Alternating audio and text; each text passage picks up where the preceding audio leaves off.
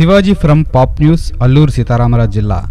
MLA Sirisha Devi గారు తొలి విడతలోనే నా నియోజకవర్గ ప్రజలు ఏలేశ్వరం వెళ్లే మార్గం మధ్యలో గుంటివానింపాలెం రోడ్డు అతి దారుణంగా పెద్ద పెద్ద గుంతలతో ఉండటం వలన ప్రజలు చాలా అవస్థలు పడటం చూసి ఎమ్మెల్యే తక్షణమే ఆగస్టు 4వ తారీఖున ఉదయం గుంటివానిపాలెం చేరుకొని రోడ్డు మరమ్మతులు దగ్గర ఉండి తక్షణమే చేయించిన ఘనత ఆమెకు దక్కుతుంది. ఎమ్మెల్యే శిరీషాదేవి గారు, టీడీపీ తెలుగు యువత అధ్యక్షులు మఠం విజయ్ భాస్కర్ గారు, టీడీపీ, బీజేపీ, జనసేన నాయకులు పాల్గొన్నారు. మునుపెన్నడూ ఏ ఎమ్మెల్యే చేయలేని పని ఎమ్మెల్యే శిరీషాదేవి గారు చేశారని పలువురు ప్రశంసించారు. అనంతరం స్కూలు ప్రాంగణంలో ఏర్పాటు చేసిన వేదికలో గౌరవనీయులు ఎమ్మెల్యే శిరీషాదేవి గారు మాట్లాడుతూ ఈ గుంతల రోడ్డు వల్ల ప్రజలు తీవ్ర ఇబ్బందులకు గురవుతున్నారని అన్నారు.